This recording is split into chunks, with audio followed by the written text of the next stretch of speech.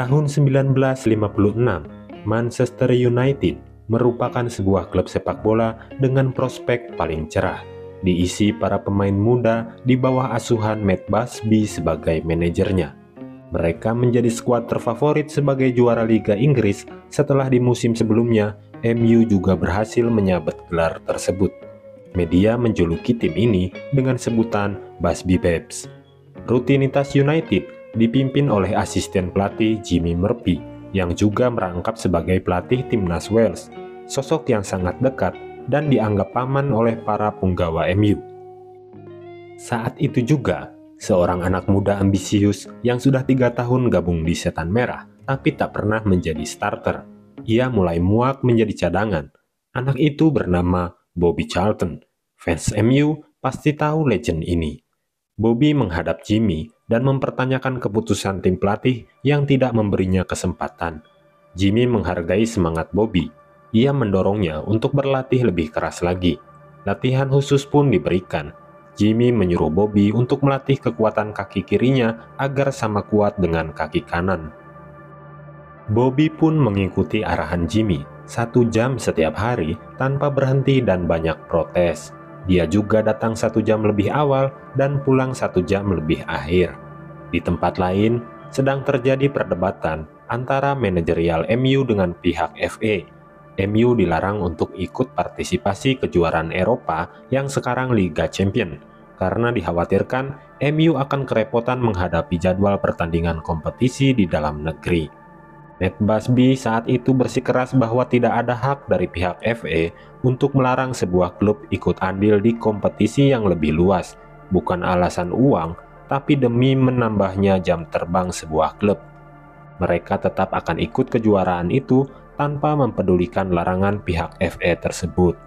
Sementara itu, Bobby kini dipanggil oleh sang manajer setelah ia menjalani latihan kerasnya. Bobby begitu nervous mendapat tatapan tajam si pelatih. Busby sang pelatih akhirnya bilang bahwa akan memasukkan Bobby ke dalam line up esok hari.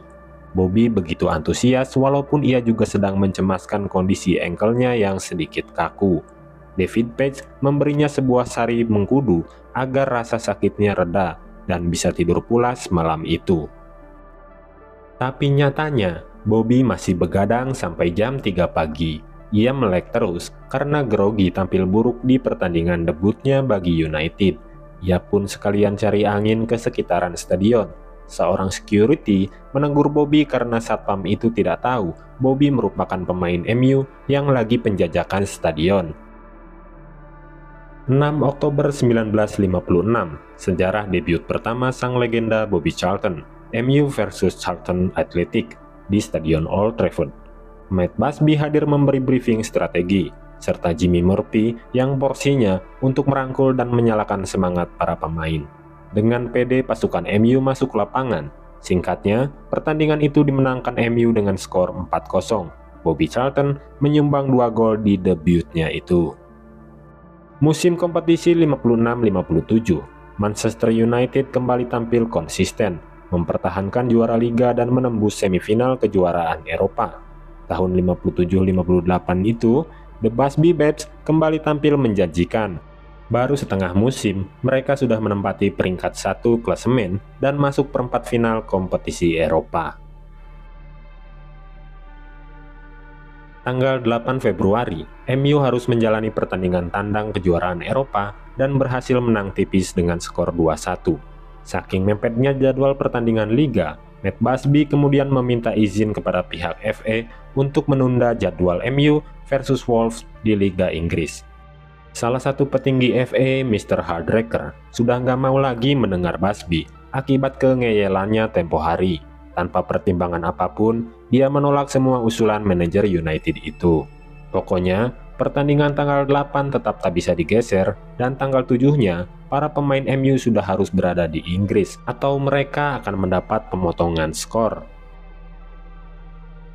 Tak habis akal, Matt Busby pun menyewa pesawat pribadi agar tim tidak perlu menunggu jadwal penerbangan komersial untuk bolak-balik ke Belgrade, Yugoslavia, di pertandingan berikutnya melawan Red Star Belgrade. Kiper baru pun direkrut, Harry Gregg dari Doncaster Rovers, Oliver Kahn-nya versi MU. Teman sendiri pun ia hajar jika menghalangi di kotak penalti.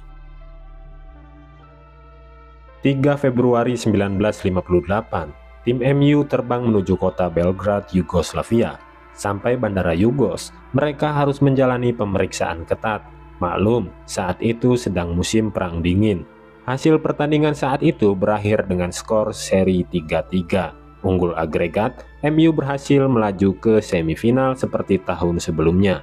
Di semifinal, Man United akan menghadapi AC Milan sebagai wakil Italia. Malamnya, tim MU pun merayakan kemenangan dengan sedikit party di klub resto hotel tempat mereka menginap. 6 Februari, pesawat akan meluncur lagi ke Inggris.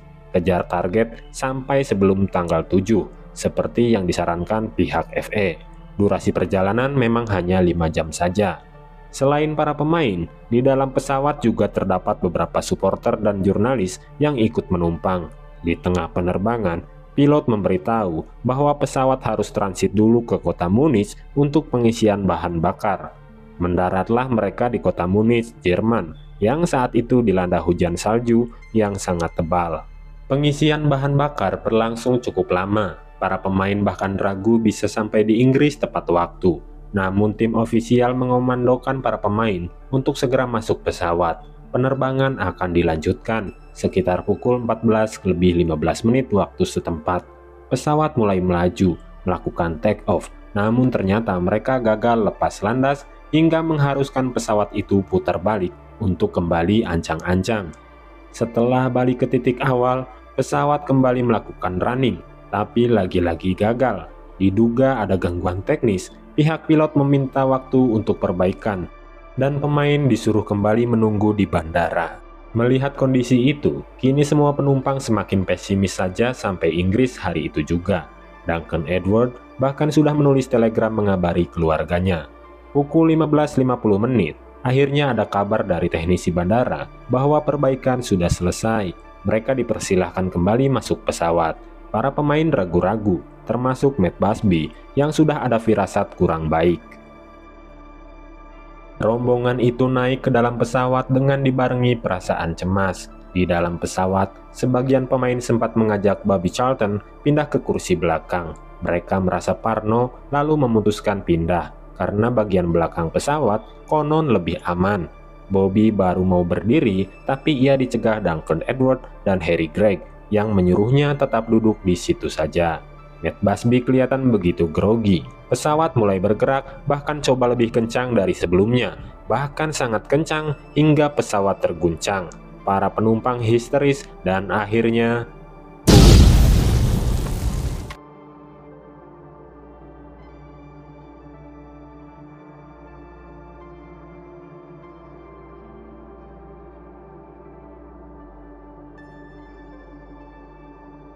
Bobby kembali tersadar, masih berada di atas kursi pesawat yang terlontar.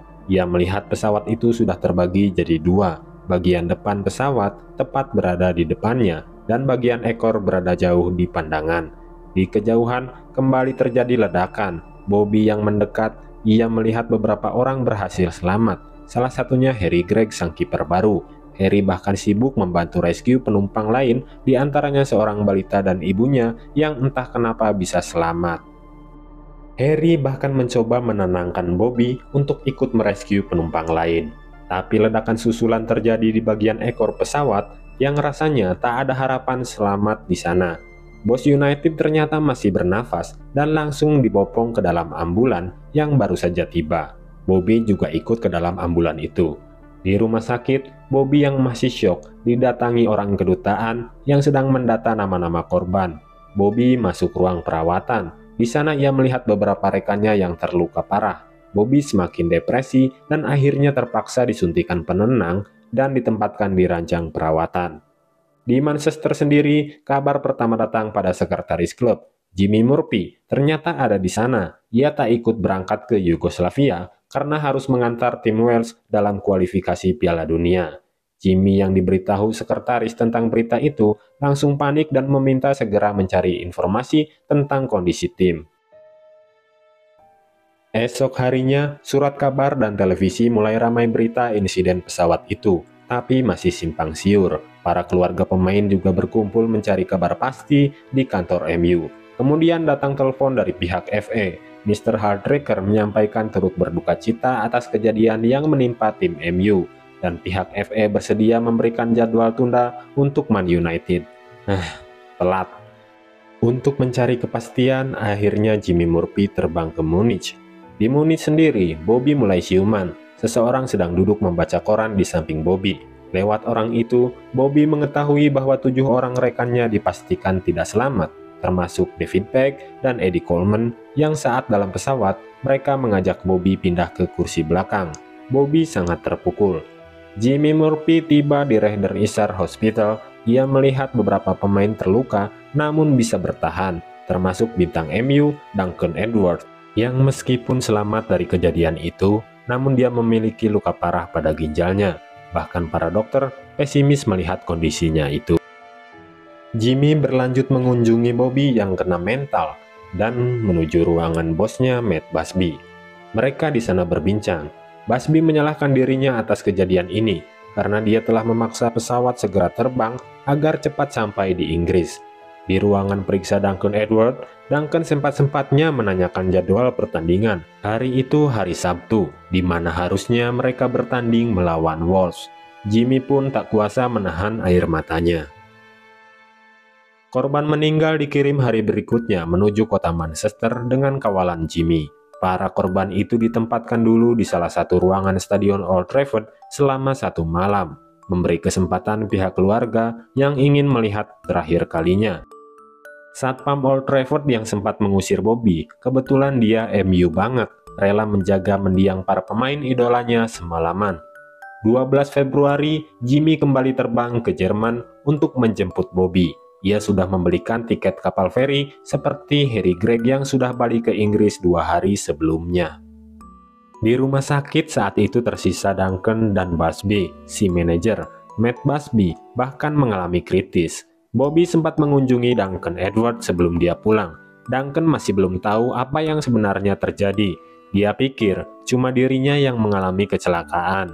Duncan malah sempat kesal pada Bobby yang dikira baru membesuknya hari itu. Duncan lagi-lagi menanyakan jadwal pertandingan melawan AC Milan nanti. Dia cuma bilang ia merasa lelah. Bobby cuma diam dan memegang tangan Edward sebelum ia pulang ke Inggris. Duncan Edward meninggal 10 hari kemudian. Jimmy dan Bobby tiba di Manchester. Asisten pelatih itu langsung balik ke kantor MU. Di sana ia melihat tumpukan amplop berisi ucapan bela sungkawa dan sejumlah uang sebagai bentuk donasi kepada klub kebanggaan. Kursi Matt Busby dalam keadaan kosong. Tanggung jawab kini berada di tangan Jimmy. Kemudian diadakanlah pertemuan dirinya dengan pihak board pemilik klub. Pihak board berencana untuk sementara Manchester United akan dibubarkan. Jimmy tentu saja protes keras. Justru saat genting seperti ini, MU harus bisa bangkit sebagai pembuktian kepada dunia sepak bola. Pihak board beralasan bahwa mereka tak punya cukup waktu untuk mencari pemain baru, sedangkan mereka akan menghadapi Sheffield Wednesday di perempat final FA Cup 1 minggu ke depan. Tapi Jimmy bertekad bahwa ia akan menghandle semuanya, setidaknya tidak membiarkan MU mandek di sisa kompetisi musim itu. Jimmy pun coba telepon sana-sini untuk merekrut para pemain yang bersedia bergabung dalam waktu dekat.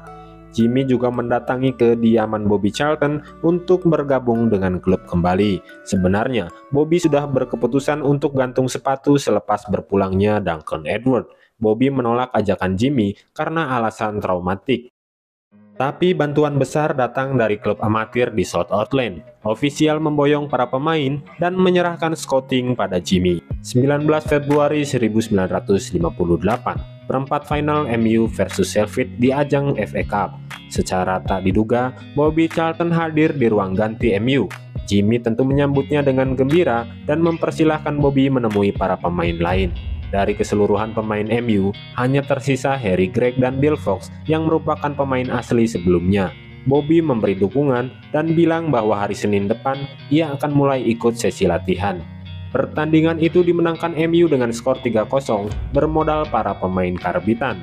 Man United juga berhasil melibas Fulham di semifinal dan akan menghadapi Bolton Wanderers di final nanti. 3 Mei 1958, Matt Busby datang ke Stadion Wembley di pertandingan final. Ia kemudian menemui Jimmy. Seperti halnya Bobby, Matt Busby juga sempat ingin meninggalkan sepak bola setelah insiden itu. Meskipun ia tetap hadir menemui pemain, namun belum sanggup bicara apapun pada para pemain itu. Jimmy masih memegang kendali dan mereka harus kalah 0-2 di partai final. Tapi walaupun demikian, Jimmy dan Busby kembali berdampingan mengawal rebuilding Man United di musim berikutnya. Keduanya pensiun berbarengan pada 1971. Bobby Charlton menjadi pemain kunci timnas Inggris dan legenda The Red Devil. Respect Sir Bobby Charlton. Terima kasih sudah menonton video ini hingga akhir. Sampai jumpa di video selanjutnya.